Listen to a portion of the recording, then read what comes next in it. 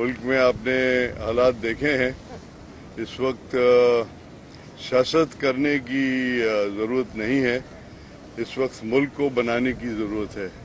और खुसूसन आपने देखा सिंध पाकिस्तान का हिस्सा है और पूरा सूबा जो है वो बारिशों में ख़त्म हो चुका है। सिंध में लोग जो रहते हैं, यहाँ पे जो हमारे बिजनेसमैन हैं, इंडस्ट्रियलिस्ट हैं और जो भी हमारी मदद कर सकते हैं उन बेचारे गरीब लोगों की जो इस वक्त रोड पे बैठे हुए हैं, सिंध गवर्नमेंट ने मैक्सिमम कोशिश की और कर रहे हैं। सीएम साहब आपने देखा है कि 24 आवर्स वो ट्रैवलिंग भी कर रहे हैं, जगहों पे भी जा रहे हैं।